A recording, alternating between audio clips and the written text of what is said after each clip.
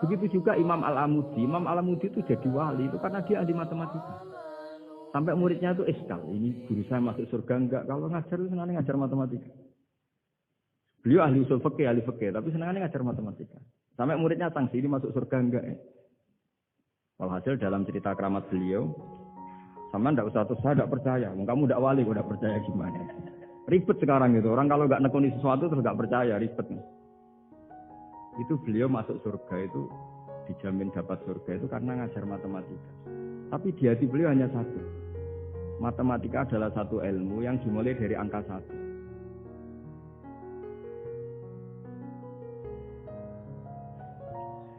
Bismillahirrahmanirrahim. Rabbi shrah li sadri wa yassir li amri wahlul 'uqdatam min lisani. Allahumma shalli wa sallim ala habibika Mustafa Muhammadin wa ala alihi wa sahbihi ajmain. Nama ba'du. Yang kita hormati bersama Profesor Dr. Adi Wijaya selaku Rektor Telkom University. Di sini kita ditemani dan yang tentu kita hormati Habib Fikri Asegaf. Ada Bapak Kiki, ada beberapa teman tadi yang sudah disebutkan oleh moderator. Langsung saja sesuai tema bahwa kita akan menjadikan tauhid sebagai sumber inspirasi bangsa atau sumber kekokohan bangsa atau sumber ketahanan NKRI. Perlu dicatat bahwa di antara yang sering disabdakan oleh Rasulullah SAW adalah inna minal bayani la sikhron. Jadi penjelasan atau orasi atau argumentasi atau apa sajalah itu adalah bagian dari sihir. Sihir di sini maknanya itu sesuatu yang kayak hipnotis, tapi di sini dalam konteks positif. Dulu ketika periode Rasulullah Muhammad SAW itu pertarungan hak dan batil itu diolah pikir. Olah pikir yang diterjemahkan oleh artikulatif atau sistem verbal. Memang ini agak aneh. Jadi kalau mukjizatnya Nabi Musa itu fisik. Fisik itu misalnya melawan Fir'aun dengan kekuatan tongkat yang super dahsyat. Sehingga Laut Merah dipukul sama tongkatnya Fir'aun, kemudian tongkatnya Nabi Musa, kemudian bisa membelah jadi jalan. Begitu juga nabi-nabi yang lain ada kekuatan fisik yang bisa dilihat sebagai mukjizat. Tapi ketika Nabi Muhammad SAW jadi nabi itu pertarungannya itu ke sistem rasional. Dan yang enggak rasional itu dijelaskan dengan satu penjelasan yang seakan-akan rasional. Ini yang agak jelimet. Sehingga ada wala talbisul haqqo bil batil. Jangan menyampur adukkan hak dengan batil. Saya beri beberapa contoh kejadian. Suatu saat itu ada orang kafir datang ke Rasulullah SAW. Kemudian bertanya, ya Muhammad, jika kambing itu mati betul, yang tidak disembelih, bangkel. Itu yang mematikan siapa? Karena Nabi itu orangnya ummi itu lugu, ya yang mematikan Allah. Terus jawabannya si orang kafir tadi, agama kamu itu aneh. Yang dimatikan Allah langsung haram, tapi yang lewat tangan-tangan manusia yang berlumuran dosa halal. Katanya. Sehingga terus jadi logika yang kok iya ya gitu. Harusnya yang dimatikan Allah langsung kan orisinil gitu. Sehingga orang terus terbelalak, seakan-akan ini hebat ya. Dan resikonya Nabi Habib Fikri, resikonya itu enggak boleh fahisan mutafahisan. Corong Jawa Nabi ora oleh cangkem elek, itu resiko. Andai kan Nabi boleh cangkem elek enak, nak halal ya pangan kon. Kalau itu baik ya silahkan makan ya. Tapi masalahnya Nabi tidak boleh seperti itu. Andai kan tidak Nabi kan gampang, ya sudah kalau halal ya silahkan makan. Masalahnya Nabi tidak boleh, enggak boleh berbicara kasar, enggak boleh berbicara buruk. Terus ada lagi beberapa kejadian yang seperti itu, yaitu masyhur suatu saat Sayyidina Ali didatangi seorang kafir juga Yahudi, Ali, Kakimu angkat satu. Diangkat sama Sayyidina Ali. Angkat dua-duanya. Ya tidak bisa. Gitu kok temanmu. Maksudnya Nabi Muhammad mengklaim bisa naik langit. Gitu aja kamu tidak bisa. Jadi selalu pakai olah kata. Yang ketiga misalnya Muhammad, kita ini punya urusan banyak, punya problem banyak. Dan Tuhan itu dianggap penyelesai problem, halul muskilat, yang bisa menyelesaikan problem.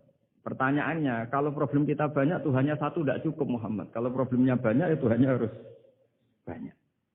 Sehingga ketika Nabi membawa tauhid, protes mereka, komplain mereka, aja'alal alihata ilahau wahida innaha dala syai'un ujab. Masa Tuhan satu, wong problemnya banyak, urusannya banyak. Kalau urusannya banyak, itu hanya harus banyak. Nah, karena olah pikiran seperti ini, sebetulnya bukan olah pikiran ini, hakikatnya olah kata, karena ini tidak mewakili hakikat. Ya, saya ulang lagi, sebetulnya ini bukan olah pikiran atau olah akal atau olah kecerdasan, tapi olah kata, karena semua yang diomongkan ini tidak mewakili apa? Hakikat. Tapi faktanya itu terjadi. Sehingga mukjizatnya Rasulullah Shallallahu Alaihi Wasallam itu tidak boleh berupa fisik kayak tongkatnya Nabi Musa atau tabutnya Nabi Harun atau apalah yang sifatnya fisik. Karena ini tidak menjawab kecerdasan-kecerdasan yang terimplementasi oleh kata-kata yang dikatakan orang-orang kafir tadi, yang bisa memojokkan orang-orang kafir. Akhirnya Nabi diwarisi kecerdasan, dikasih kecerdasan oleh Allah Ta'ala, yaitu yang dikatakan fatona. Dan mereka memang suka, mempermalukan Nabi itu suka. Misalnya Nabi, karena sebagai Nabi, beliau tahu betul bahwa semua itu biadillah, di tangan Allah. Itu Nabi pernah ngendikan, la adwa wala tiarota, tidak ada penyakit menular.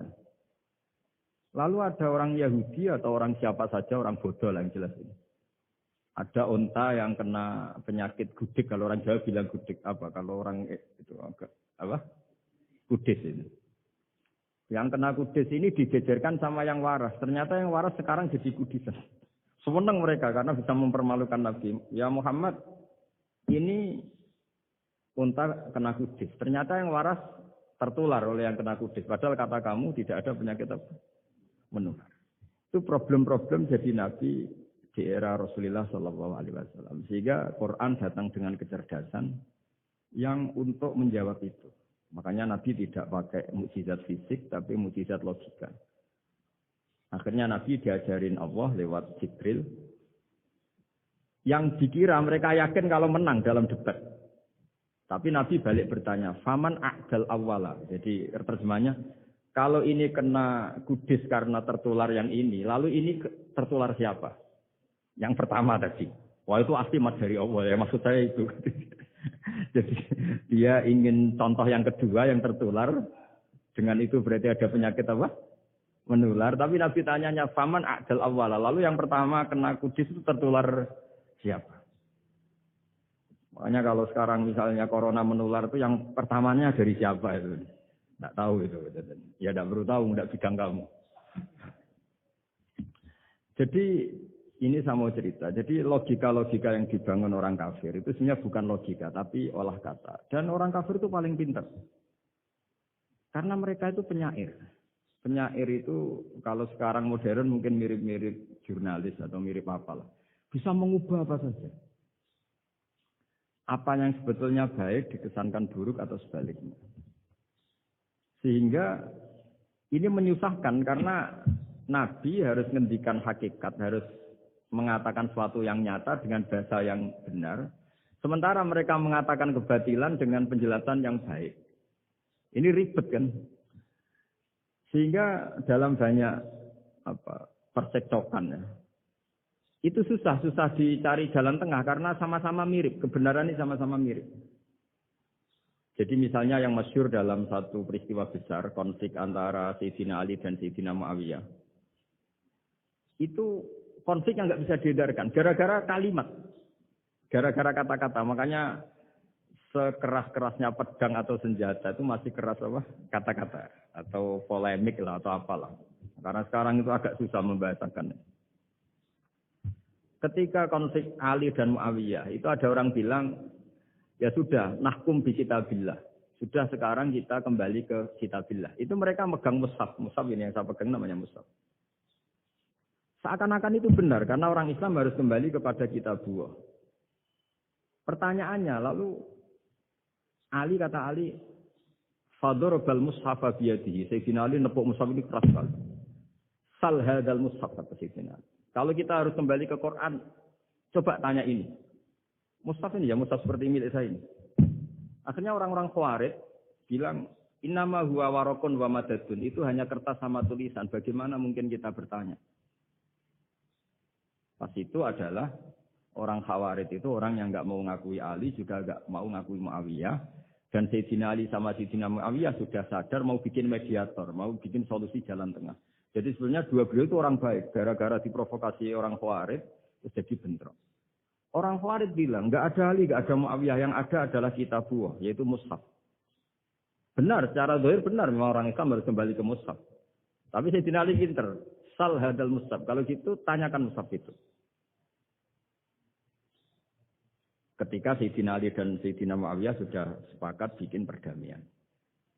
Akhirnya singkat cerita, innama huwa rokun wa wadadun, kata orang-orang Khawarij, itu hanya kertas dan pena. Kenapa bisa disuruh atau diminta jawaban? Terus kata Sayyidina Ali, enggak bisa toh kamu tanya mushaf, ya enggak bisa. Makanya tanya saya katanya. Akhirnya Sayyidina Ali memberi penjelasan, wa in khiftum shiqaqa bainihima fab'asu hakaman min ahli wa hakaman min ahliha. Jika dua mempelai suami istri itu ngalami konflik, di mana-mana orang konflik orang raine serasa seneng nek.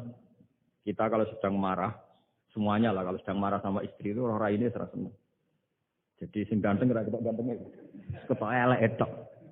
Sehingga kalau ngomongi anaknya, dasar nakal kok bapake. Bapake ya gitu, nanti dasar cerewet koyo ibu Makanya alhamdulillah banyak anak kita yang mewarisi nakalnya bapaknya dan nakalnya ibunya. Karena sabdonya mesti seperti itu. Jadi anak kita ini korban cara ngomong kita. Maka kita tidak wali itu harus syukur. Karena omongannya nggak mandi. Itu kalau kita wali, itu anak kita jadi orang buruk semua. Karena kita ngomong dasar goblok kayak ibu dari ibu dasar nakal kayak bapak Berarti anak kita punya status goblok dan nakal. Tapi alhamdulillah yang ngomong itu tidak wali, sehingga diabaikan saja sama Allah. Tidak penting. Omongannya orang tidak wali itu tidak penting. Makanya tidak wali itu tetap punya sisi positif. Kalau ngomong tidak ngefek. Tapi kalau wali itu direspon sama Allah. Langsung ya. Tapi kalau wali ya tidak ngomong gitu. Jadi kalau orang tidak suka itu tidak boleh ketemu. Karena tambah benci. Sehingga butuh mediator. Itu sudah, ini termasuk ilmu psikologi Quran. Kalau orang sedang tidak cocok itu tidak boleh ketemu. Pakai apa? Mediator. Jika suami istri sedang konflik, itu sebaiknya, seharusnya, atau sayuksianya, itu kirim mediator. Fab'athu hakamam min ahli wa hakamam min ahliya. Iyurida islaha yuwafiqillahu bainakuma. Terus kata Sayyidina Ali, wa amru ummati Muhammad a'zamu min amri rajulin wa imra'atin. Dan urusan umat Muhammad yang kita sedang konflik dengan kekuatan besar dan bisa pertumpahan darah, itu lebih ngeri timbang urusan suami dan istri. Itu saja solusinya mediator. Artinya sesepele itu urusan pribadi saja Allah menyuruh ada mediator. Apalagi urusan kita yang lebih dahsyat. Akhirnya mereka ngakui cara istimbat, cara ngambil kesimpulan Sayyidina. Jadi ini masalah-masalah yang orang bilang seakan-akan benar. Sudah kita kembali ke Quran, kembali ke Quran. Quran yang mana? Wong kamu tidak paham. Lama-lama tanyanya cetakan mana ini? Ribet kan? Makanya saya ini bikin gerakan besar-besaran. Yang dulu saya ngaji tafsir lama sekali dengan Mbah Mun. Ngaji sama bapak saya. Sekarang alhamdulillah sering diskusi sama Pak Quraisyab. Karena kita ini butuh. Dan saya punya teman akrab Gus Zofur juga dokter tafsir. Ya, kalau kamu ingin tak sebut ya punya teman kalian semua untuk mengkaji apa? Tafsir. Itu memang kita butuh. Karena Quran itu teks. Teks itu harus difahami ahlinya. Karena tapi ketika orang ngomong, ayo kita kembali ke kitabullah, itu kembali yang apa? Terus tentang apa? Sehingga banyak orang yang entah saking angkuhnya, entah saking benarnya tidak tahu. Saya tidak mau kembali. kepada Quran. Kenapa? Saya tidak pernah keluar, saya di situ. Kembali itu kan sudah keluar baru kembali. Itu entah saking angkuhnya, entah saking benarnya, tidak tahu. Mau kamu katakan angkuh yang masuk akal, saya tidak mau kembali. Saya tidak pernah keluar. Memang saya sudah di situ. Benar mana? Bisa jadi. Ya sudah, ini itu wilayah yang nggak jelas. Tapi bahwa mukjizatnya Nabi itu menerangkan sesuatu yang kayak iya kayak enggak. Karena orang kafir itu pintar mengemas kebatilan sebagai kebenaran. Jadi enak zaman Nabi Musa ngadepi Fir'aun yang karuan salah. Nabi Muhammad itu enggak. Ngadepi satu komunitas yang mereka punya jargon yang seakan-akan benar. Misalnya Ka'bah. Ka'bah itu sakral, Baitullah. Orang kafir itu percaya keramatnya Ka'bah. Percaya. Sehingga mereka kalau bikin berhala itu harus dekat Ka'bah. Bentuk barokah Ka'bah. Kayak kurang ajar gitu. Maka berhala-berhala itu paling banyak di dekat Ka'bah. Karena supaya apa? Dapat barokahnya Ka'bah. Ribet kan? Kamu kafirkan itu percaya barokah Ka'bah. Tidak dikafirkan itu kurang ajar. Ka'bah kok di... Jadi ruwet. Ribet yang ngadepi. Itu susah memang ngadepi logika. Makanya kan apa ya, kayak kita ngerawat anak ini. Mau dilonggar nanti manja terus goblok, mau dikerasin nanti minggat, ribet kan. Jadi ngelola kebenaran itu tidak gampang. Lalu Nabi datang bil haqqil bayyin, dengan kebenaran yang nyata. Dimulailah dari surat diantaranya lam yakunil ladzina kafaru min ahlil kitab wal musyrikin munfakina hatta ta'tiyahumul bayyinah. Bayyinah itu siapa? Rasulun minallah yatlu suhufam mutahharah. Orang-orang kafir baik berkategori ahli kitab yaitu Yahudi Nasrani maupun yang berkategori orang-orang musyrikin yaitu orang-orang yang menyekutukan Allah yang non samawi, yang tidak punya kitab samawi. Itu tidak mau tercerabut, munfakin itu tidak mau tercerabut dari akar mereka hatta ta'tiyahumul bayyinah. Sehingga datang kebenaran yang begitu nyata, begitu jelas. Saking jelasnya, siapapun mau tahu. Dan tidak bisa dibatalkan oleh apapun, termasuk oleh perilaku sosial. Siapa itu Rasulun minallah yatlu suhufam mutahharah? Itu yaitu Rasulnya Allah yang membaca lampiran-lampiran suci, yaitu Quran. Sehingga Nabi datang dengan analogi pembanding. Orang-orang yang berpikir Tuhan harus banyak karena urusan itu banyak, problem banyak. Lalu Nabi bikin analogi. Andaikan kamu sebagai pembantu yang punya majikan banyak, perintahnya beda-beda. Kamu mau enggak? Ya enggak mau, enggak enak Muhammad kalau punya bos banyak. Perintahnya beda-beda, semuanya egois harus dituruti. Enggak mau. Enak mana sama punya majikan satu? Enak satu Muhammad. Ya sudah, Tuhan kamu itu majikan kamu. Kalau banyak-banyak, bingung kamu perintahnya banyak nanti. Terus mereka mau, ya sudah Tuhannya satu saja. Jadi karena mereka mau tidak mau, harus berpikir kalau Tuhan banyak, berarti perintahnya banyak, memuaskan satu Tuhan, dibenci Tuhan yang lain, memuaskan yang lain, dibenci yang lainnya, pokoknya ribet. Hari ini minta dilayani, Tuhan yang satu minta dilayani, itu kan ribet. Jadi Nabi itu pakai logika yang gampang, makanya ketika Allah menjelaskan itu, ngendikan Allah darabawa masalar rajulan fihi syuraka mutasyakisuna wa rajulan salamal birajul hal yastawiyani masalah. Alhamdulillah. Allah bikin satu perumpamaan, ada orang yang punya majikan banyak, yang satu punya majikan hanya satu. Hal yastawiyani masalah. Nasibnya enak mana? Enak yang punya majikan satu karena standarnya jelas, SOP-nya jelas. Akhirnya mereka sadar, oke Muhammad Tuhannya satu saja. Lalu dalam pertanyaan-pertanyaan yang lain, misalnya tadi, masalah Sayyidina Ali, masalah dibully lah kalau sekarang itu. Itu Nabi menjawab ya dengan rasional. Karena mau tidak mau. Karena Nabi tidak dibolehkan pakai mukjizat zaman itu. Untuk awal-awal jadi Nabi itu nggak boleh pakai mukjizat. Karena mukjizat itu punya sisi yang sangat-sangat fatal. Yaitu kalau Allah sudah menurunkan mukjizat, itu sekali nggak diimanin, itu harus ada azab. Nabi ingin umatnya itu nggak kena azab.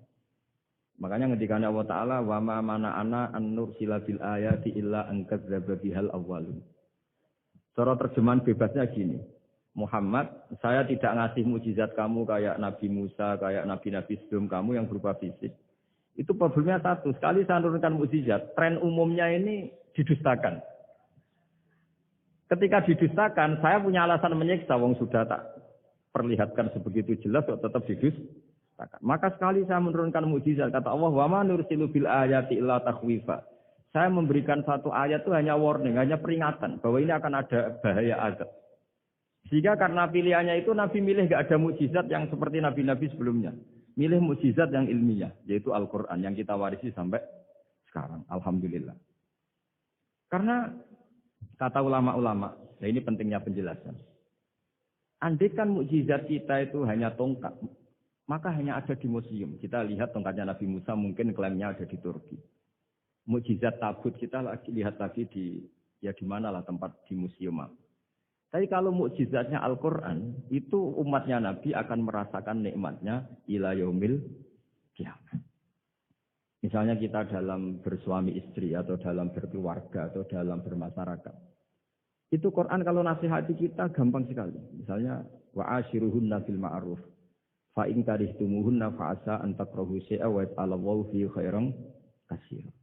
Sudahlah kalau sama istri itu yang baik. Jika ada watak istri yang kamu enggak suka, dalam ketidaksukaan kamu itu ada kebaikan yang banyak. Kamu enggak suka karena kalau istri kamu sering marah, kamu enggak suka. Sukanya yang senyum. Tapi kalau senyum terus sama orang lain juga senyum ribet kan. Jadi sudah anggap saja ada hikmahnya. Semua itu ada hikmahnya. Kalau istri kamu marah tidak kelihatan marahnya, dipendam. Itu enggak ekspresif. Cara akting sinetron enggak masuk. Tapi kalau marah kelihatan marahnya itu ekspresif, itu kecerdasan itu lah. Bisa menumpahkan keinginan. Oh itu bagus ya. Jadi disuruh lihat di siapa? Positif. Imam Syafi'i itu pernah ketemu seseorang yang di depan beliau cium tangan hormat. Suatu saat dikasih tahu sama santrinya yang lain. Orang yang mencium kamu, wahai Imam Syafi'i, itu di belakang ngerasani kamu, bully kamu. Kata Imam Syafi'i, baguslah. Kenapa? Berarti saya wibawa. Di depan saya tidak berani. Jadi enteng. Beliau dikasih tahu, tetangga kamu banyak yang benci engkau ya Imam Syafi'i. Baguslah, tidak akan utang saya. Justru yang kenal-kenal itu yang utang-utang itu. Jadi enteng terus. Jadi dunia ini dianggap gampang saja. Coba kalau istri kamu sedang rukun sama sedang marah itu murah mana? Murah marah. Kalau rukun minta ke mall boleh. Jadi ulama dulu itu murah mana? Marah sama rukun. Kalau sedang harmonis minta ke mana? Mahal kan? Kalau pas marah. Jadi ulama dulu itu lucu, apa ya? Gampang sekali nanggapin sesuatu itu. Imam Abu Hanifah itu kalau ketemu yang utang beliau itu dia yang sembunyi. Karena malu. Kalau kita kan enggak, yang sembunyi yang utang. Kalau Abu Hanifah enggak. Yang sembunyi itu Abu Hanifah. Kasihan dia malu kalau ketemu saya. Kan masih punya utang saya. Itu kalau kamu ingin jadi wali itu gitu. Kalau ketemu yang utang kamu yang lari. Itu bisa bank tutup karena yang lari yang utangin. Dalam cerita-cerita wali itu unik-unik. Robi Adawiyah itu pernah kemalingan. Itu beliau sembunyi.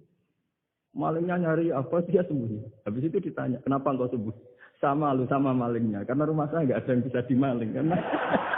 Karena tidak punya apa. Jadi ini kalau berpikir rasional kan ada Habib Fikri bahasa rasional. Ini tak latih berpikir yang agak-agak rasional. Nah, Nabi itu diutus dalam kondisi masyarakat yang rasional. Sehingga repot. Dan yang tidak rasional itu punya kecakapan olah kata sehingga seakan-akan rasional. Makanya ada kalimat terkenal di kalangan ulama, kalimatu haqqin urida biyal batil. Omongannya benar, tapi maksudnya tidak benar. Kayak tadi, la hukma illa lillah. Tidak ada hukum kecuali yang ada di Quran. Tidak ada hukum kecuali yang diturunkan Allah. Pertanyaannya, apa itu? Ya Quran. Lah iya apa? Makanya kata Sidina Ali, ya sudah, sal hadal mushaf. Tanya mushaf kamu. Oh ya tidak bisa, itu kan hanya kertas sama tulisan. Makanya tanya ulama kata Sidina Ali. Nah Quran itu balwa ayatum bayinatum fi suduril ladzina utul ilm. Quran itu begitu jelas sebagai solusi tapi di hatinya orang yang punya ilmu. Sehingga kemudian lahir beberapa generasi tauhid. Yang paling masyhur dimulai tauhid itu yang masyhur ya. Itu adalah ketika ada orang namanya Muhammad bin Jubair bin Mut'im. Itu bapaknya Muhammad ini namanya Jubair bin Mut'im. Itu dia orang kafir, masih kafir. Dia datang ke Madinah itu untuk negosiasi tawanan perang Badar. Dulu beberapa orang yang negosiasi sama Nabi itu ya nunggu di masjid. Singkat cerita, Nabi sholat maghrib baca surat Wattur wa kitabim mastur fi raqim mansur wal baitil ma'mur wasaqfu fil marfu wal bahril masyur. Terus dia dengerin terus. Dengerin sampai Allah tanya, am khuliqu min ghairi syai'in. Kalau kamu tidak ngakui saya sebagai Tuhan, kata Allah, silahkan Anda berpikir bahwa alam raya ini dimulai dari ketiadaan. Atau kamu sendiri merasa sebagai pencipta alam raya ini, pencipta langit dan bumi. Itu namanya am khalaqus samawati wal ard. Itu orang itu disebut dahiyatul Arab, orang paling cerdas di Arab. Itu dia bingung. Dia selamanya kafir. Cara berpikir menuhankan berhala, Lata, Uzza, pokoknya menuhankan makhluk. Terus dia mikir, Muhammad ini kacau ya. Akal saya dihabisin ya tadi. Jadi cara berpikir dia pakai akal. Dia tidak percaya mukjizatnya Quran, tapi dia bilang Muhammad ini kacau. Akal saya dihabisin. Akhirnya Nabi setelah salam dia menyatakan Islam. Karena kata dia Muhammad, akal saya habis oleh apa yang kamu baca. Nah ini saya mau menerangkan tauhid sebagai inspirasi. Yaitu logikanya gini, langit bumi ini kan wujud itu punya eksistensi. Kalau langit bumi ini wujud, alam raya ini nyata.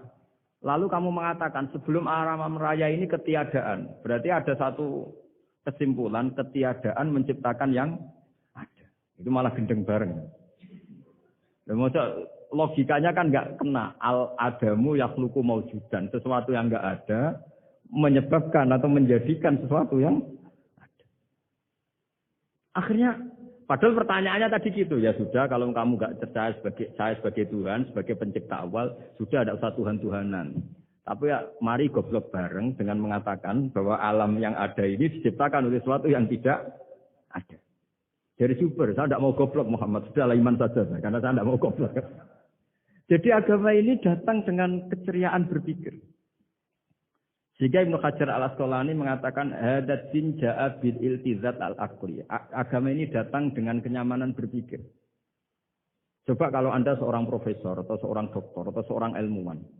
Kemudian Anda diajak goblok dengan teori baru bahwa sesuatu yang ada itu diciptakan oleh yang tidak ada. Mau enggak kamu? Mau mengira sesuatu. Diajarin sesuatu yang ada diciptakan oleh yang tidak ada.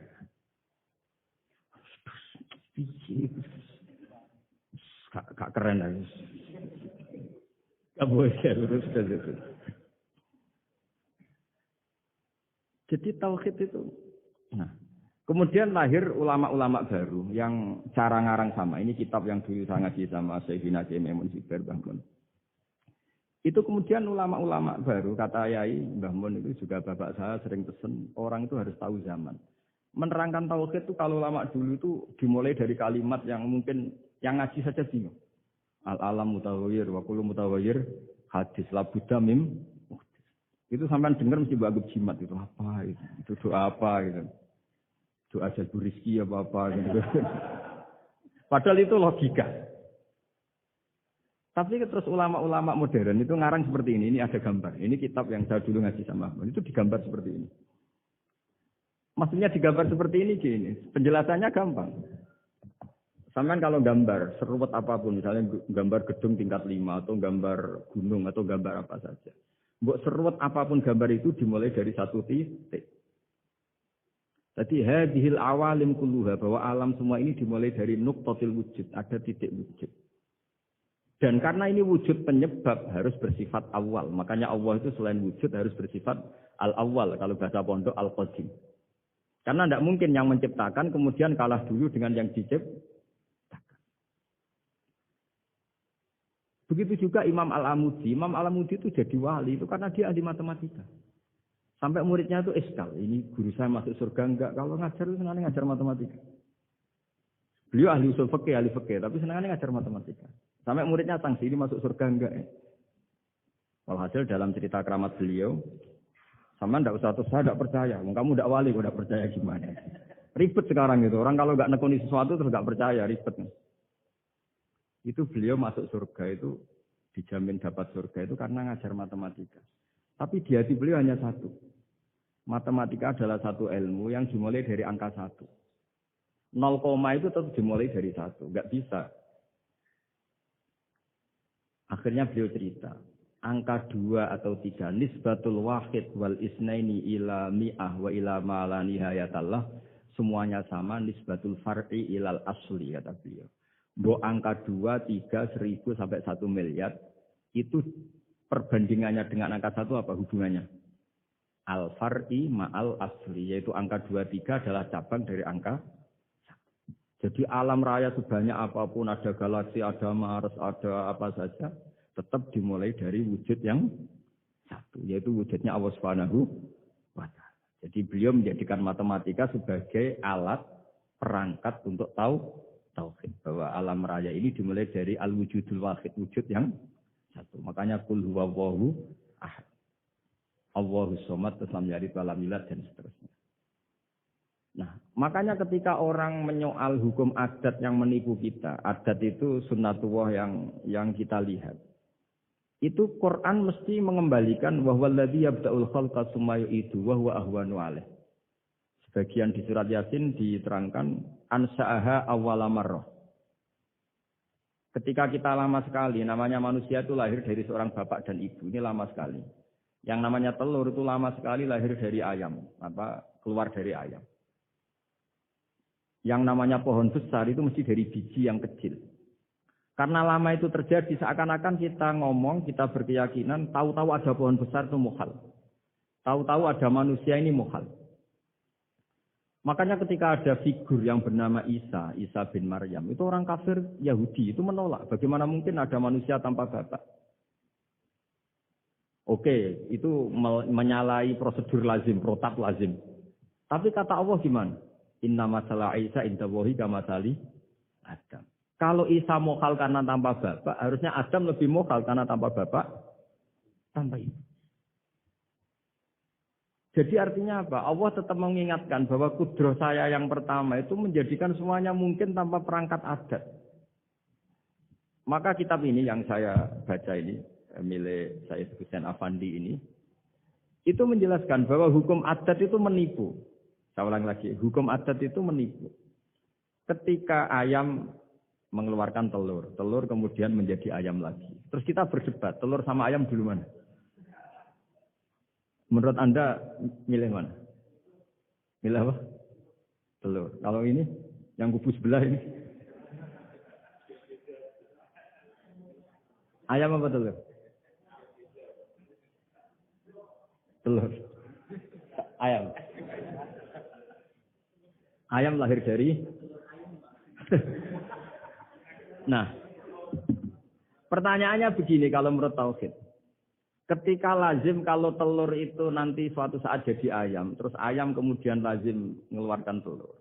Ketika Anda mengatakan mungkin kontribusi Anda terhadap kemungkinan itu apa? Kan sama, Anda tidak ikut menciptakan. Wong nggak ikut menciptakan kok menvonis mungkin dan tidak mungkin. Kamu itu hanya saksi.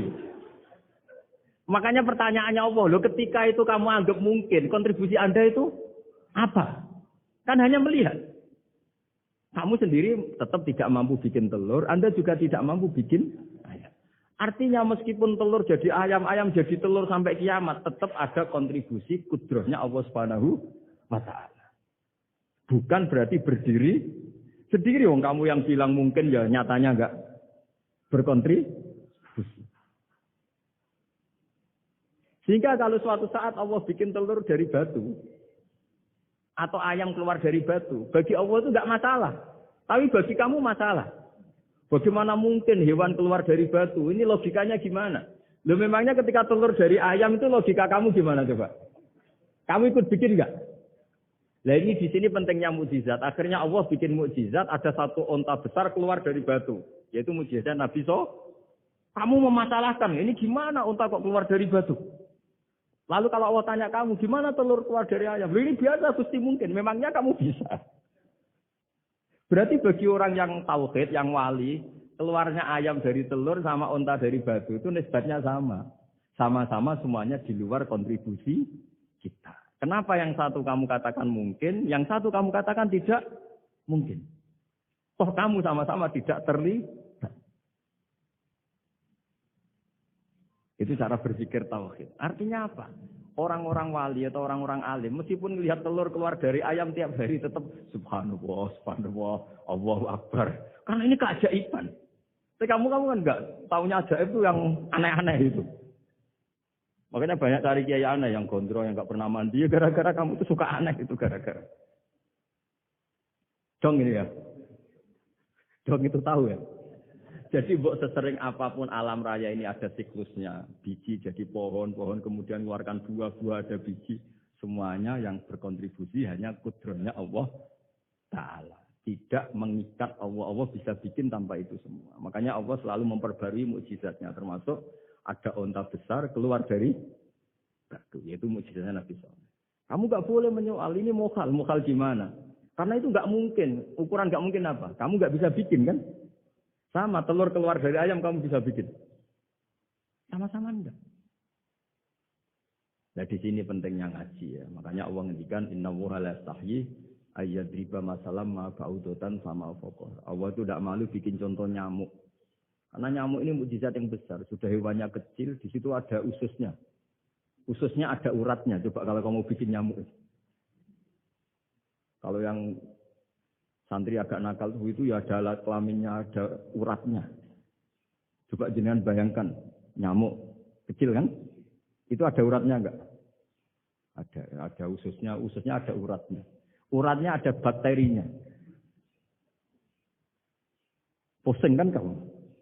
Jadi sebetulnya ayat Allah yang dasar itu bukan dinosaurus tapi nyamuk. Bikin uratnya dinosaurus masih gampang, hewannya besar paling uratnya segini. Itu pesan di Juwana bisa lah. Tapi kalau pesen organnya apa? Nyamuk. Perutnya seberapa. Sudah gitu dia di dalamnya ada calon anaknya. Lebih kecil. Banyak lagi jumlahnya. Coba. Nah ini agama ini datang dengan akal. Jadi kelihatan ada mukjizatnya Quran karena menyontohkan nyamuk. Dan kelihatan mukjizat kalau dijelaskan pakai logika. Itu kayak apa susahnya bikin nyamuk. Sudah kecil, ada organnya ada uratnya ada kumannya ada uratnya. Pusing enggak? Makanya tidak ada kampus yang siap memaklumatkan diri sanggup bikin nyamuk. Karena ya enggak sanggup tadi. Nah itu mukjizatnya Quran. Jadi agama ini yang dikatakan ulama-ulama ja'a bil iltizazil aqli. Agama ini datang dengan kenyamanan berpikir. Makanya kita nanti kalau mau mati itu yang seneng saja. Kita tidak tahu caranya hidup. Tahu-tahu lahir, tahu-tahu hidup. Tahu-tahu punya hutang, tahu-tahu banyak masalah. Tidak tahu kita. Nanti kalau mati juga gitu. Nggak ingin mati, tahu-tahu mati. Nanti nggak tahu-tahu bangkit. Makanya sudah alaiha nahya wa alaiha namut wa biha nubasu insyaallah ta'ala minal. Makanya kata Sidina Ali kalau ada orang susah hidup. Kamu lahir, keinginan kamu apa keinginan Allah? Ya keinginan Allah. Kamu mati, misalnya orang frustasi ingin mati, ya tidak bisa mati. Kalau Allah tidak menghendaki, ya tidak mati. Ya sudah, zaman kita hidup ya tidak bisa mengelola kehidupan ini, ya sudah. Kalau mati juga tidak bisa mengelola kematian ini. Makanya terus kita diajarkan, inna sholati wa nusuki wa mahyaya wa mamati lillahi rabbil alamin. Berhubung kita tidak tahu, ya sudah hidup kita, mati kita, semua di tangan Allah. Sudah kita pasrah saja. Nah, jamnya mati aja, serasa pamit, sudah mati aja, sudah gak ribet. Makanya wali-wali itu ya biasa ngelihat kematian itu. Bukan karena yakin pasti masuk surga ya enggak. Kata wali-wali itu di dunia itu hanya Allah yang ngurusi kita ya Allah, nanti di akhirat ya sama. Itu tauhid ya. Jadi saya ulang lagi ya, jangan terjebak hukum adat. Karena dalam hukum adat itu sebenarnya Anda tidak aktor tapi hanya saksi. Yang namanya telur keluar dari ayam mengeluarkan telur. Tapi sebetulnya ini tidak mengikat.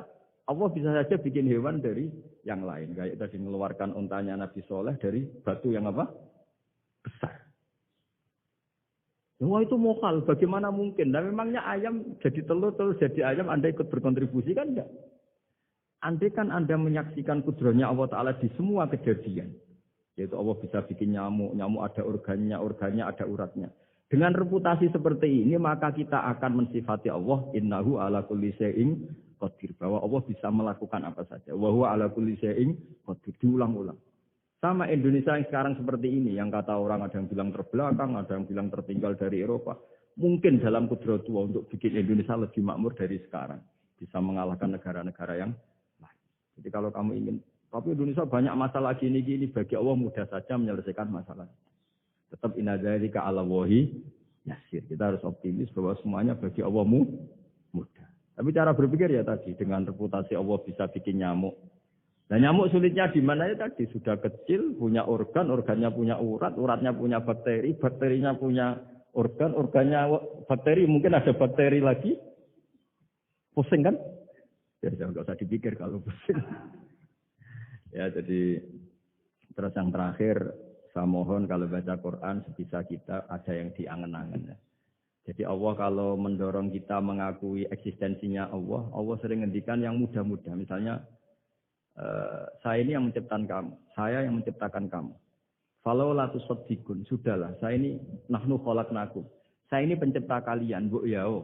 Hubungan kamu itu dengan saya. Urusan kamu terdekat itu dengan saya, kata Allah, bukan dengan yang lain.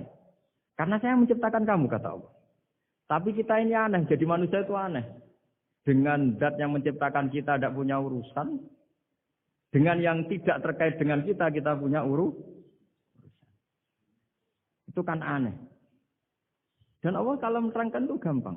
Terus bagi manusia yang kumoluhur, yang angkuh, seakan-akan bisa menentukan segalanya. Falaula in kuntum ghairu madinin tarji'unaha in kuntum shadiqin. Kalau kamu orang hebat, Bu ya, ketika nyawa kamu mau keluar tuh kamu tahan supaya kamu nggak jadi mati. Nggak keren kan orang hebat kok mati katanya.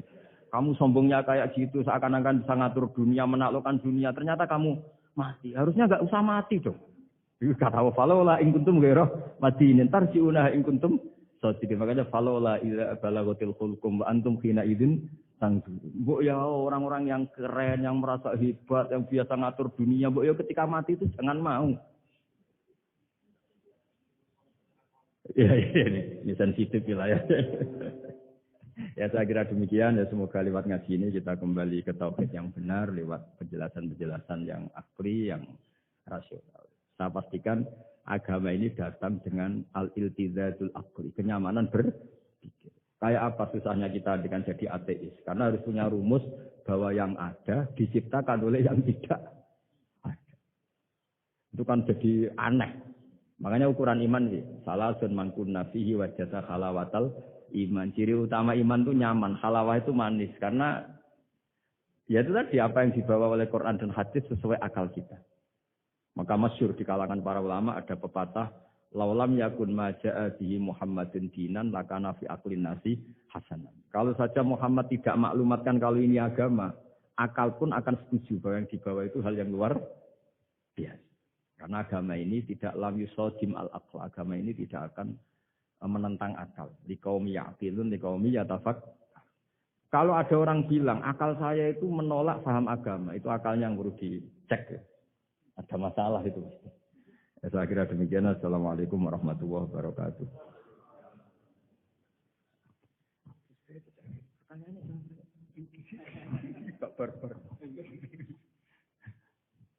Baik, alhamdulillah telah mendengarkan paparan yang cukup sangat menarik dari Gus Baha. Kalau ada pertanyaan dari Bapak Ibu sekalian di sini, silakan. Monggo Mas. Mau Mas.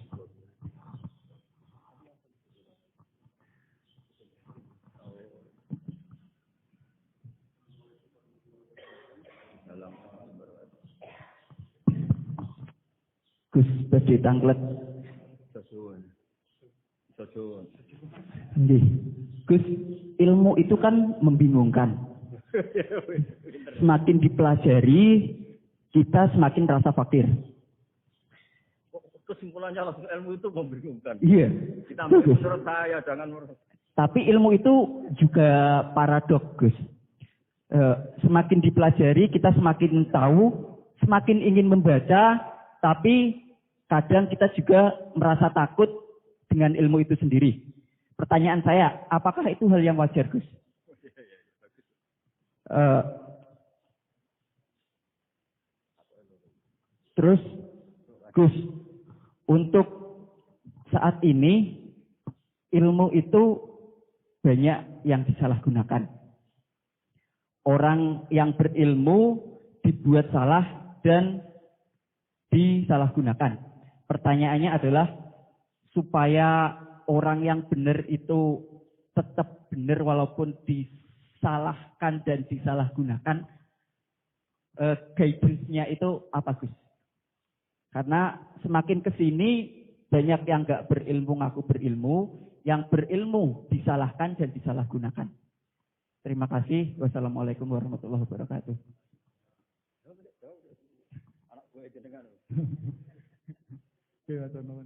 Mas Ahmad Saifuddin. Pertanyaan itu kesimpulannya agak jelas, itu tahu-tahu.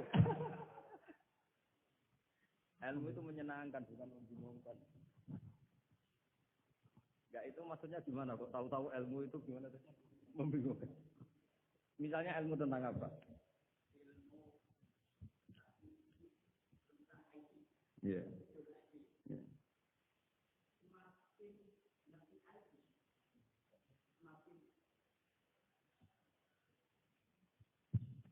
Biasanya orang semakin ngerti IT, itu semakin banyak disalahgunakan. Jadinya banyak orang yang justru berilmu itu takut untuk muncul ke permukaan. Padahal itu justru ya dibutuhkan. Makanya ilmu itu membingungkan. Dia semakin dipelajari, kita semakin semakin rasa fakir ilmu, tapi kita juga semakin ingin tahu, semakin banyak membaca. Makanya menurut saya ilmu itu membingungkan. Semakin dibaca kita semakin bingung, tapi semakin pengen tambah ngerti. Dan semakin ngerti, kita semakin fakir ilmu. Kan bingung kayak nih Gus. Oh ya bagus lah kalau ada yang bingung bagus lah. Ya semoga bingungnya Anda tetap bingung. Jangan ngajak saya bingung. Gini ya, jadi kalau misalnya IT atau teknologi apapun, Islam datang itu kan ngatur ketentuan efek ya. Misalnya mudahnya komunikasi bagi orang yang soleh mungkin terus dipakai ngaji, dipakai kebaikan, dipakai menjaga NKRI. Bagi yang tidak baik, dipakai alat selingkuh, alat memecah belah bangsa, dipakai alat adu domba. Jadi Islam datang ya sudah ketentuannya yang dipakai maslahat itu halal, yang dipakai madarat itu haram. Islam hanya ngajari itu, tapi bahwa penemunya yang menjadikan semuanya mudah. Dulu kita nelpon hanya dengar suara, sekarang pakai bisa tatap muka. Itu dianggap ilmu yang objektif, belum punya akibat. Nah nanti akibatnya tadi kalau nelpon yang yang kelihatan wajahnya itu apa namanya istilahnya itu video call. Kalau kamu sama guru kamu sama ibu kamu ya ibadah. Kalau sama selingkuhan kamu ya dosa. Kan gitu toh, Islam hanya membahas itu. Tapi nanti ya kan memang hukumnya hanya itu kan. Kalau dipakai positif ya bagus, kalau dipakai negatif ya buruk. Nah, Islam tidak boleh terus disalahkan. Ini akibat teknologi maka orang mudah selingkuh. Sebelum ada teknologi yang selingkuh juga sudah banyak. Sekarang ngaji gampang karena ada telekonferensi gini-gini. Mulai dulu yang suka ngaji, yang ngaji gampang karena kadang kiai ya tetangganya. Nggak jauh-jauh juga banyak orang bener. Jadi ini kan urusan niat. Meskipun semuanya mudah, kalau nggak ada niat juga susah. Tapi saya kecewa dengan Anda karena mengatakan ilmu membingungkan. Ini saya... Tapi ya bagus lah. Orang jujur itu bagus.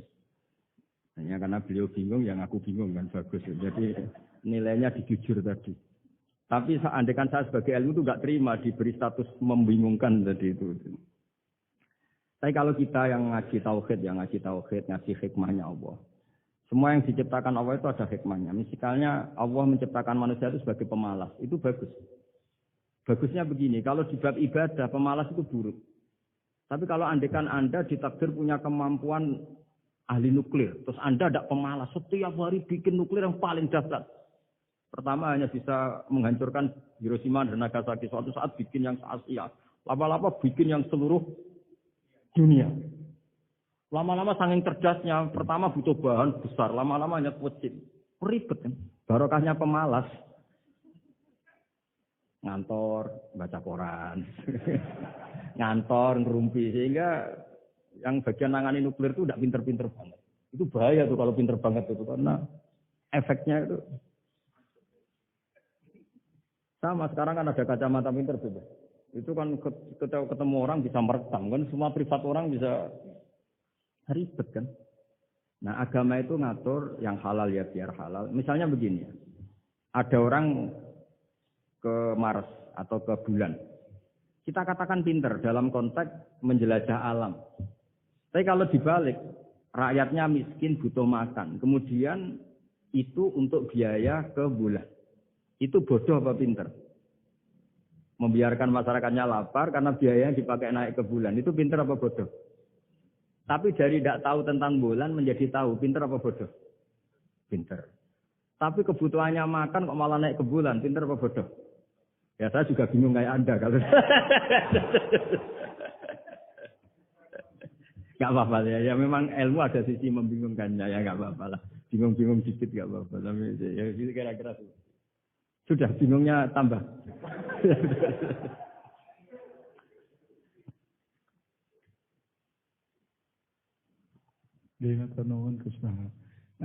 Berikutnya monggo Mas Afif nih, Afif Khairul Hidayat. Wah itu yang undang malah tanya.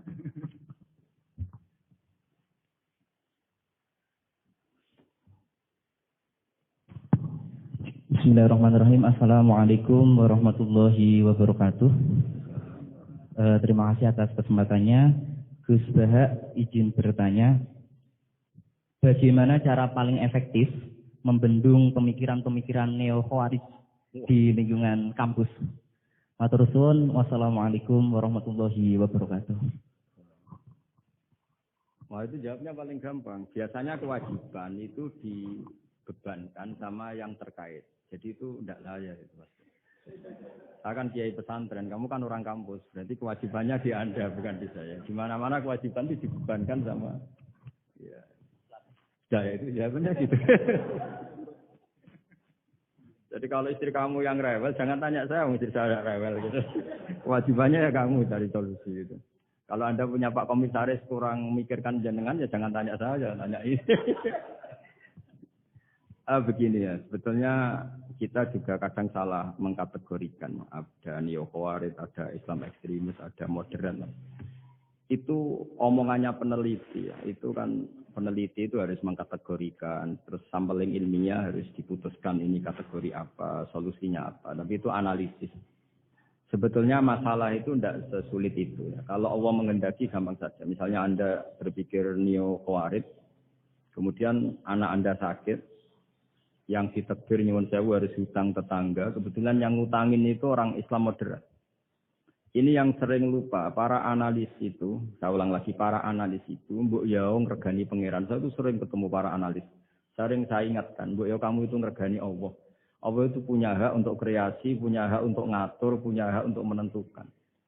Kita misalnya begini, kadang berpikir, orang neo khawarij tadi itu bisa nggak ekstrim kalau bacanya buku ini atau ngikuti pikirannya tokoh ini, itu kita. Tapi kalau Allah itu enggak. Saya beberapa kali ada kejadian orang begitu benci misalnya sama Muhammadiyah atau benci sama NU atau benci apa. Itu marine mergo anaknya pacaran terus nikah. Mulane corong Jawa gedeng tapi nyanding. Itu dulu banyak kiai yang benci Muhammadiyah. Barang anaknya besanan ya baik-baik saja. Karena nanti cucunya jadi Muhammad NU. Itu buahnya ada 1-2 itu. Sama nanti orang yang kuras gitu ternyata pas butuh bantuan yang nolong itu Islam moderat. Akhirnya kan karena Al-Insan Abdul Ihsan itu ya respect. Jadi, nah tapi kita sebagai analis ngiranya kalau pikirannya dilawan pikiran, tidak mesti juga. Jadi manusia itu segampang itu. Dulu yang namanya Abi Sufyan itu bencinya sama Nabi, Masya Allah juga sebaliknya. Tapi ketika Ummi Habibah jadi istrinya Nabi, itu kebencian yang penggemar Abi Sufyan dan Nabi cair. Begitu juga Juwairiyah. Makanya ketika ada konflik besar antara kelompok-kelompok itu, karena mereka sebagian sudah jadi istrinya Nabi itu, mereka bilang Asharu Rasulullah SAW. Jadi konflik yang se ekstrim itu selesainya pakai besanan. Asyar itu besanan. Mau tukaran gimana? Mau benci Muhammadiyah gimana? Cucunya sekarang sudah Muhammad NU. Yang NU juga cucunya sekarang. Ya sudah.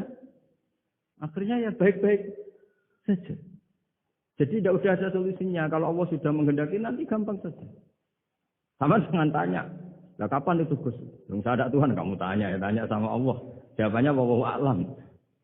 Tapi saya mohon para analis, jangan corong Jawa aja milani pangeran. Tuhan itu diberi hak untuk menyelesaikan. Karena banyak yang di luar dugaan. Wahsy itu menjadi mukmin justru setelah membunuh Hamzah. Khalid bin Walid menjadi mukmin justru setelah menang di perang Uhud. Tapi kalau Allah menghendaki segampang itu.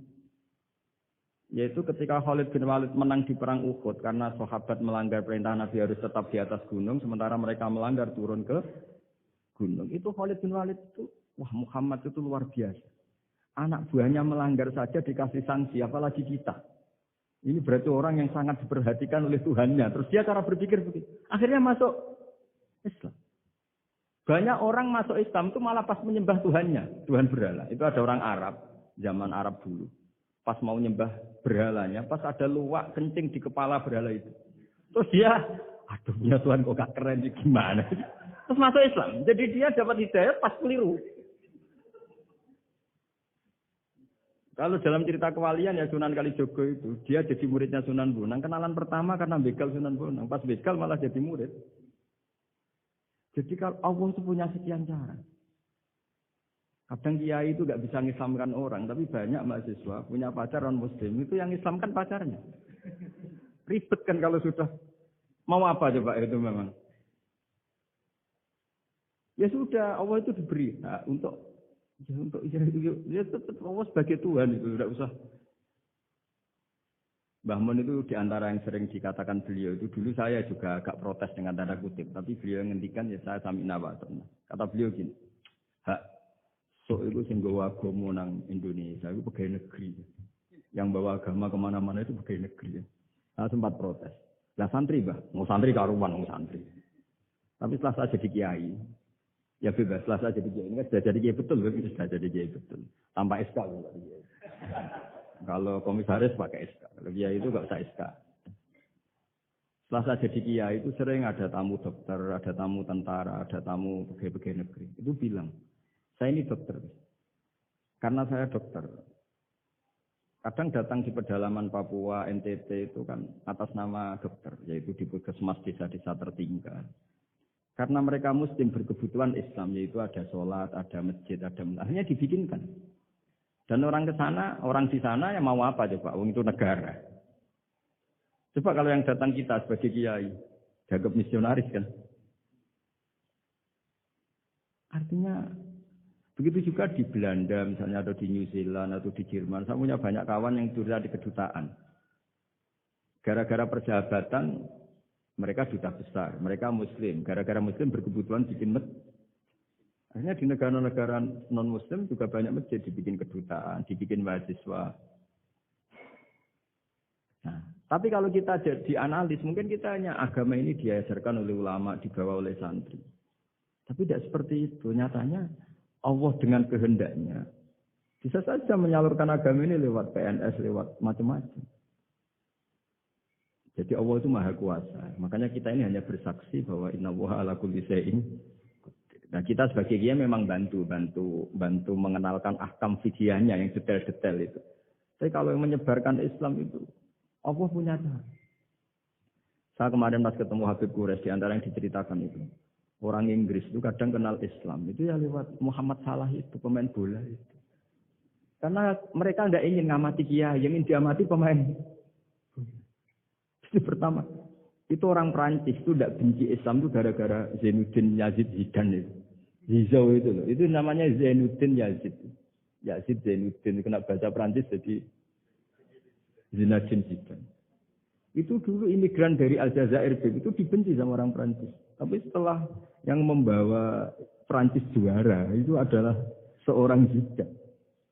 Itu mereka agak benci Islam karena yang membawa kebanggaan Prancis juara dunia. Apalagi kalau nggak salah pas itu ada 3 pemain Muslim Prancis. Orang ngira orang Prancis tidak benci Islam kan nunggu toleransi beragama lewat buku-buku toleransi. Ternyata enggak, karena pemain bola itu Pak. Kalau mau mengendaki sampai jurnal-jurnal di Prancis setelah juara dunia siapa bisa membenci orang Aljazair? Mereka harga kita, mereka martabat kita. Ojo sini pandang sebelah. Dulu itu orang di Inggris, pemain Inggris, itu kalau mau sholat susah, mau puasa susah. Terus mereka ingin minta hak puasa kalau musim puasa. Tapi menjadi mudah di luar dugaan. Manchester City dibeli Sulaiman Al-Fahim.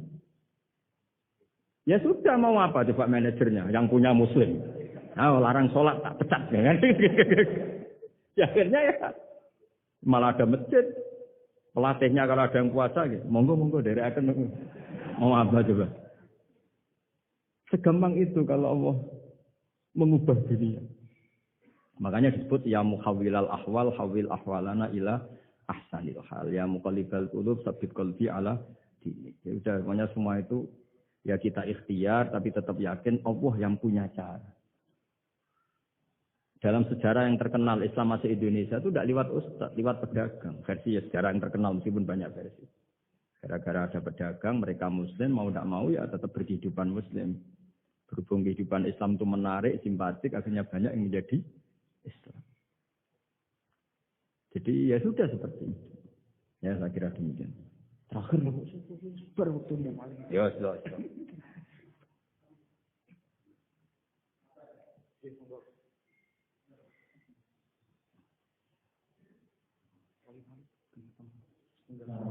Ya. Seperti anak buah.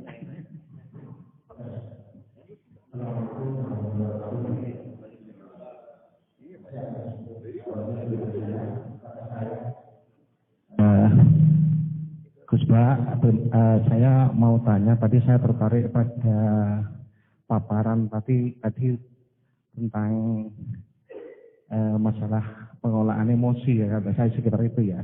Jadi menghadapi orang, misalkan pasangan atau istri atau teman yang apa namanya itu jengkel atau nyengit atau enggak sejalan dengan pikiran kita kok bisa enjoy, bisa bahagia, itu gimana Ustaz ceritanya? Itu apakah juga ada solusi lain, misalkan kita itu ada pelarian lain dalam arti yang positif ya, misalkan misalkan istri atau pasangan kita atau nyengit kita ke hobi ke apa, misalkan kita pelariannya agar kita tidak marah-marah, itu gimana Ustaz? Tadi saya sepintas itu memperhatikan masalah itu karena itu penting dalam rangka ini mengelola inilah biar kita itu bisa enjoy, karena kalau kita itu ada terlalu keras dengan orang atau istri atau teman kan kita tidak bahagia, kudu ngamuk-ngamuk. Nah itu gimana tadi? Makasih Gus, mohon diulang itu.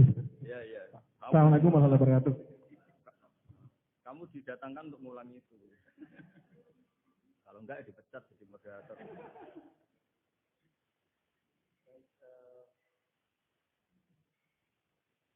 Tadi pertanyaannya pun bagaimana mengolah emosi niki Gus. Ketemu sekali niki pasangan maupun teman gitu sing nyengiti napa ngeten-ngeten. Menjawab Pak, namanya pun sinten Pak? Saya Pak Haryanto, pensiunan Telkom Juwono. Tadi diajak sama Pak Zainal. Terima kasih Pak. Bismillahirrahmanirrahim. Jawabannya itu gampang sekali ya. Meskipun tidak semua orang ngalamin seperti itu ya. Saya juga agak pati ngalamin ya. Tapi begini ya. Saya punya resep dan ini pasti benar ya. Karena dari ulama, musalsal itu ada silsilahnya sampai Rasulullah SAW. Jadi saya bilang pasti benar karena tidak dalam konteks pendapat saya, tapi ini ajaran Rasulullah SAW. Ini kan temanya tauhid ya, tauhid sebagai inspirasi. Seorang mukmin itu kan harusnya berpikir satu ridhonya Allah, keputusan Allah. Misalnya Allah merintahkan kita baik sama tetangga. Saya berkali-kali cerita setiap pengajian, ada seorang ulama itu punya tetangga itu anak muda itu sombongnya bukan main. Manggil ulama itu, ya Ahmad datang ke saya. Datang. Setelah sampai rumahnya bilang, ya Ahmad la hajata libik. Saya tidak butuh kamu, silakan kembali ke rumah kamu. Itu Imam Ahmad santai aja, tetap senang. Setelah sampai rumah dipanggil lagi, ya Ahmad silahkan ke rumah saya. Datang lagi dengan senyum, sampai 3 kali. Ketika beliau ditanya sama pemuda tadi, kenapa Anda tidak jengkel? Padahal perilaku saya jengkelin. Terus si imam tadi bilang, wahai anak muda, saya ini senang sekali melaksanakan perintah Allah. Allah bilang, kalau sama tetangga yang baik. Karena kamu ngundang saya senang karena nuruti perintah Allah. Kamu nyuruh saya kembali, saya senang karena memang disuruh nuruti perintah tonggo. Nyeneng kau tonggo, menyenangkan tetangga. Jadi saya tidak ada hubungannya dengan kamu. Kalau kamu misalnya ada teman yang jengkelin. Yang teman yang jengkelin misalnya namanya Zaid. Zaid itu manusia, makhluk. Kalau kamu ikut jengkel berarti Anda terdikte, terprovokasi oleh orang yang bernama Zaid yang statusnya hanya makhluk. Sementara Allah ngajari kita, wa ahsin man asa'a ilaika, berbuat baiklah sama orang, berbuat buruk sama kamu. Berarti kalau kamu tetap baik, hubungan kamu dengan Allah. Kalau buruk, berarti kamu didikte oleh Zaid. Bayangkan kalau Zaid ini orang yang nggak tamat SD, Anda seorang profesor, berarti anak SD bisa memprovokasi profesor. Itu yang bodoh yang mana? Jadi ulama itu melatih. Jadi selain tadi, makanya Nabi itu punya ajaran yang memang berat ya. Kalau orang nggak bakat wali jelas berat. Di antara ajarannya itu sil mangkoto aka, sambunlah orang yang memutus hubungan dengan kamu. Wa ahsin man asa'a ilaika, berbuat baiklah sama yang berbuat buruk sama kamu. Itu memang berat. Makanya kamu tanyakan betul itu. Tapi bisa dilatih, yaitu ketika kita berbuat baik atas nama Allah Subhanahu wa Ta'ala. Sehingga melihat yang gini-gini itu ringan. Itu kan sama seperti kiai-kiai yang dakwah di kampung-kampung pedalaman. Sudah gak tahu haknya kiai, gak sopan. Lalu itu Nabi itu ketika dakwah itu kalau nuruti mangkel itu ya mangkel. Nabi misalnya memberi satu janji. Siapa yang datang ke saya akan saya kasih sesuatu yang menggembirakan.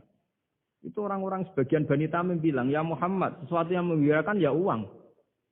Padahal Nabi mau menerangkan fadilahnya amal ini begini-begini. Tapi pikiran orang-orang itu yang menggembirakan itu ya uang. Kalau kamu kasih uang ya kita gembira. Kalau enggak ya enggak. Jadi, tapi ya tadi ya. Selain dilatih dengan langsung iman, dilatih punya seni kayak Imam Syafi'i tadi. Orang itu gimana? Di depan jenengan sopan, di belakang ngerasani. Baguslah saya wibawa berarti. Jadi dianggap enteng saja. Saya pernah baca juga. Ada orang ketika kaya temannya banyak, ketika miskin temannya yang dulu banyak, sekarang nggak ada yang jenguk dia. Terus lapor ke seorang Habib. Ini gimana Habib? Ketika saya kaya teman saya banyak, ketika saya miskin dibiarkan sendiri. Sekarang saya buruh di orang. Ya bagus gitu. Kalau teman kamu tetap main ke kamu dalam keadaan kamu buruhnya orang, mangkuli boto, mangkuli apa, malah kamu malu jadi tontonan. Mendingan mereka nggak datang. Oh ya bagus, alhamdulillah. Coba kalau kamu sudah miskin, teman-teman kamu tetap datang. Pas kamu buruh orang pasti bentak, malu enggak? Milih didolani apa milih enggak? Milih enggak. Dulu pikirannya orang kan. Jadi ulama dulu itu ngelola. Ya saya kira demikian. Ya dilatih. Terakhir ini, kamu sudah korupsi satu ini sudah. Katanya terakhir ini. Oke, ini sampun kata Gus, pertanyaan. Iya, nggak selesai ya. Sampun kata nih.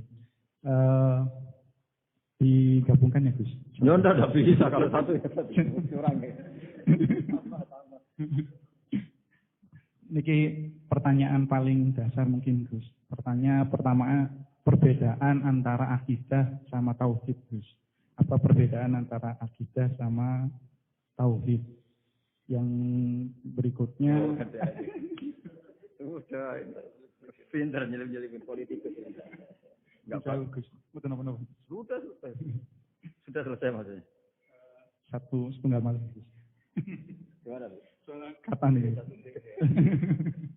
1B kan disuruh. Disilakan 1B. 1B. Jadi 1A dan 1B. Niki kata enten 20 pertanyaan niki Gus dan Zoom niki Gus. Ya udah pilih mau nggih. Satu aja.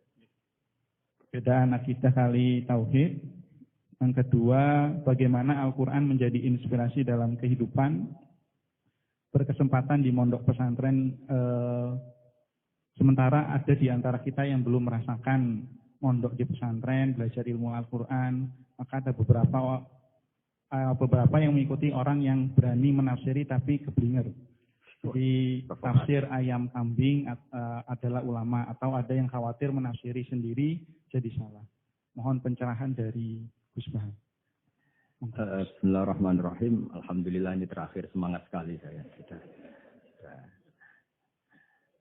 Begini ya, jadi kalau biasanya ini sering dipakai Pak Kures ya, sesuatu itu pakai madatul kalimat atau kosakata. Jadi kalau akoda itu dari ain, kofdal maknanya mengikat. Sehingga kalau kita transaksi disebut apa? Akad. Jadi sesuatu yang mengikat disebut akad. Kata turunannya bisa akidah, sesuatu yang sudah komitmen, itu disebut akad atau akidah. Kita berkomitmen iman bahwa Allah satu. Nah, satu itu bahasa Arabnya wahid. Terus dari kata wahada wahidu tauhidan, mengesahkan Allah itu disebut apa? Tauhid. Nah, tauhid itu dimulai la syarikalah, bahwa tidak ada kekuatan di luar Allah yang sekuat Allah, disebut tauhid.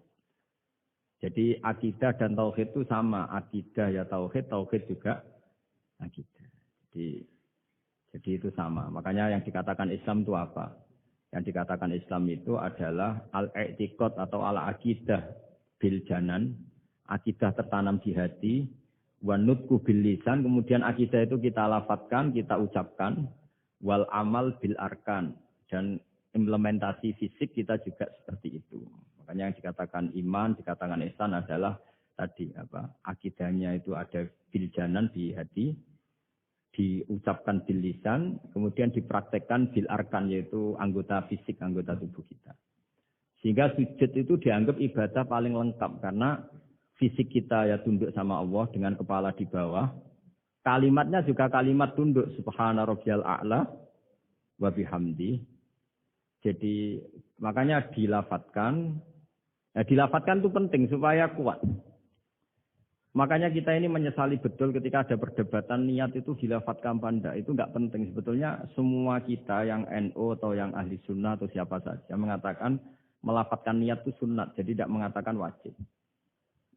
Tapi yang menentang dilafatkan juga kebablasan. Melafatkan saja kok enggak boleh.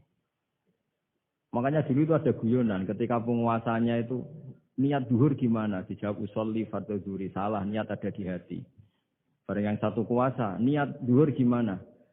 Ditulis niat ada di hati. Enggak, yang benar usolli fardhu zuhri. Ya ribet kalau gitu. Jadi akidah dari kata akoda. Akoda itu mengikat. Jika disebut akdun nikah berarti ikatan nikah. Akdul ba' berarti hukum jual beli yang sudah jadi. Ya. Akidah itu kata turunan dari itu. Sehingga maknanya apa? Komitmen kita terhadap agama ini. Komitmen kita terhadap Islam. Apa komitmen yang paling dasar dalam Islam? Tauhid. Mengisahkan Allah bahwa tidak ada Tuhan selain Allah. Nah, terus tadi yang menyangkut tafsir ya. Tidak semua kita pernah mondok. Jawabannya sudah tahu lah. Kalau tidak semua kita itu pernah mondok. Tapi begini ya. Pesantren itu dulu itu tidak harus seperti ini yang di pondok saya atau di pondok-pondok yang lain.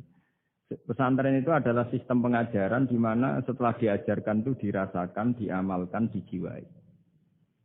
Sehingga dulu malah nggak ada pesantren yang kayak kita ini. Ulama-ulama dulu ya di rumah ngaji, tapi serius. Sehingga dulu itu memang yang dimulai ini yang adat kampus sebagian itu agak nggak cocok itu menghafal. Kalau kampus itu kadang kuat analisisnya, kalau di pondok itu memang disuruh menghafal. Kenapa menghafal itu menjadi penting? Karena pengembangan itu setelah hafal. Tapi kalau tidak hafal, maka sebenarnya kita tidak pernah mengembangkan agama, mengembangkan pikiran kita sendiri. Sehingga kita ini butuh hafal. Meskipun setelah itu ada analisis. Saya beri contoh misalnya gini. Mulai kecil sampai tua, kita ketemu orang yang sangat materialistik. Makan enak itu apa? Sate. Makan enak itu bakso. Makan enak itu pizza. Selalu kita dibentuk fisik. Tapi kalau kita ngaji sama ulama, makan enak itu apa? Ya saat kamu lapar. Maka ulama dulu mengatakan, makanan enak itu apa? Idamuhu alju. Lauknya adalah lapar. Kalau kamu lapar, semua makanan enak. Ini kearifan. Dulu ada ulama yang datang melihat istrinya makan satu piring habis. Hanya satu piring, ditanya, kenapa tidak tanduk, sudah kenyang? Alhamdulillah, berarti saya tidak butuh korupsi. Ternyata istri saya hanya makan satu piring kenyang. Kalau makannya 1 ton, baru saya butuh korupsi karena tidak cukup. Begitu juga melihat ngopi. Setiap orang cowok, kalau ngopi itu senang sekali. Bahwa ternyata untuk senang itu tidak harus selingkuh, tidak harus maksiat, tidak harus ke klub atau tempat-tempat yang salah. Jadi ulama dulu itu cara kearifannya itu dijaga oleh hal-hal yang sepele. Ternyata saya ngopi itu bisa senang. Ya berarti senang itu tidak harus maksiat. Gendong anak senangnya bukan main. Lihat anaknya sehat tidur senang. Sehingga ulama dulu mengatakan al-istizad bil mubahat min qutbiddin. Menikmati hal yang dibolehkan Allah itu qutbuddin. Pokok dari agama ini. Nah, kenapa orang butuh maksiat? Karena nggak bisa nikmati hal-hal seperti ini. Makanya beragama itu harus nyaman. Dengan nyaman ini diharapkan orang tidak butuh nyaman lewat jalur yang tidak benar. Orang ketemu cucunya senang, ketemu anak senang, ngopi senang. Hal-hal yang taat ya. Apalagi Rasulullah SAW dengan sholat itu senangnya bukan main. Sampai beliau ngendikan wa qurratu aini fis sholat. Logikanya gampang. Kalau kita jagongan ya ngerumpi sama yang kita cintai senang, apalagi ngerumpi sama Allah Subhanahu wa Ta'ala. Kalau boleh dibahasakan, karena sholat itu artinya kamu muamalah, munajat, jagungan, asik-asikan sama Allah Ta'ala. Rabbana lakal hamdu, engkau mempunyai segala puji yang di langit maupun di bumi, yang memenuhi langit dan bumi. Jadi, itu yang harus jadi solusi bangsa ini. Coba misalnya malam-malam macet. Nanti kan malam-malam banyak yang tahajud, kan Jakarta itu tidak macet.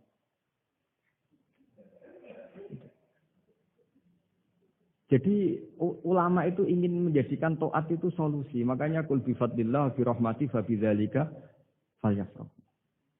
Orang yang sedang tahajud, itu setiap ulama dulu yang tahajud, itu sampai bilang gini, ainal muluk fi hadhil ladzah. Enaknya apa jadi raja? Enak ya kita. Sayyidina Ali itu derajatnya tinggi. Di antaranya disebabkan beliau kalau wiridan gini, saya hafal wiridannya. Kafani izzan an takuna li robban wa kafani fakhron an aku nalaka abdan. Gusti, saya ini punya nikmat yang luar biasa karena menjadi Tuhan untuk engkau. Zat yang abadi, yang kekal, yang pertama. Coba kalau saya jadi hambanya Fir'aun. Tuhan mati, tenggelam lagi. Kan nggak ada kerennya. Jadi itu sekarang jadi tontonan lagi coba. Andai kan kamu punya Tuhan Fir'aun kayak apa tersiknya? Sudah Tuhan mati, jadi tontonan. Sudahlah Gusti, keren saya ini. Karena punya Tuhan engkau. Zat yang abadi, yang lahul asmaul husna. Wa kafani fakhron an aku nalaka abdan. Dan saya keren sekali karena menjadi budak engkau, menjadi hamba engkau. Coba kalau saya jadi hamba sesama manusia, kerennya apa? Podo menusane, podo lemah, podo mati ini harus saling memperbudak. Kerennya apa? Ya? Jadi orang dulu itu kalau sudah munajat, makanya Nabi ngintikan wa qurratu aini fi sholat. Kalau sudah sholat tuh nyamannya bukan. Jika masyhur dalam cerita-cerita ketika Umar kena panah dan panah itu bentuknya kayak pancing, kalau ditarik sakit karena bentuknya kayak jangkar itu. Umar minta apa? Nanti tarik ketika aku sholat. Ketika sholat, beliau ditarik, beliau tidak kerasa. Dan itu harus dilatih. Nah, ya tadi. Jadi, Quran, saya ulang lagi. Quran, itu harus ditafsirkan seperti ini. Kalau tidak, maka orang akan menanyakan. Saya juga pernah ditanya orang yang sebetulnya ya agak kurang ajar. Tapi tak anggap bodoh saja lah daripada dianggap kurang ajar. Hebatnya apa Gus? Quran mengatakan wa kulu washrobu, sementara ini kitab suci yang sakral. Kenapa hanya bakas makan dan minum? Saya bilang orang bakas Alphard, bakas Mars, bakas planet Jupiter itu enggak keren karena enggak bakas enggak mati. Tapi kalau orang enggak makan mati, berarti Quran membakas kebutuhan dasar manusia. Jadi mendesak, makan itu mendesak. Nah, kenapa harus dibahas? Dalam hukum dunia manapun yang namanya mengambil milik orang lain harus pamit. Semua alam ini milik Allah, sehingga kita boleh makan itu nunggu izinnya Allah. Maka Allah dulu yang ngendikan kulu, kamu boleh makan, baru kita boleh makan. Makanya Islam menganjurkan kita makan baca bismillah, itu pamit yang punya. Kamu pernah beli oksigen, kamu pernah beli buah-buahan sama Allah, tidak pernah beli kan? Itu maling semua itu sebetulnya. Karena tidak pamit sama yang punya. Coba kalau itu milik orang lain, kita langsung makan disebut maling enggak? Sekarang kamu makan itu tanpa pamit Allah, kira-kira maling enggak? Kalau kita keras sebenarnya itu maling juga. Makanya kita dianjurkan baca bismillah. Untung Allah baik, enggak ngelaporkan ke polisi. Nah di sini pentingnya kata kulu wasrobu, makanlah dan minumlah. Artinya kalimat ini punya filosofi yang luar biasa. Tapi andikan ini ditafsirkan orang yang enggak ngerti Quran, enggak ngerti tafsir, enggak punya adzauqus salim, rasa yang baik, maka memang ya ngomong Quran harus ahlinya, sehingga kualitas kulu wasrobu itu luar biasa. Saya sering sujud syukur karena ayat itu, ya Allah, betapa baiknya engkau mengizinkan kita makan rezekimu. Hanya modal baca apa? Bismillah. Sudah gitu oleh ulama dikatakan bismillah hanya sunat, kalau enggak juga enggak apa-apa, cuma sedikit kurang ajar lah ngomong. Tapi kalau kamu tidak ahlinya, maka terus malah tanyanya tadi, loh, Quran yang katanya hebat hanya bakas makan dan minum. Coba misalnya kemarin itu hebat. Coba sudah kamu kemarin tanpa makan. Tetap pokoknya itu makan. Ketika orang mau menjajaki, mau nempat di Maros atau Cibutet, pertanyaannya apa? Di sana ada air enggak? Ada makanan enggak? Penelitian pertama apa coba? Di sana ada makanan enggak? Iya kan? Yang pokok berarti apa? Makan. Itu kira-kira contohnya Quran yang dibaca ahlinya. Itu nanti dengan kualitas seperti itu, pemahaman seperti itu. Sudah jangan macam-macam lagi. Sallallahu rabbuna ala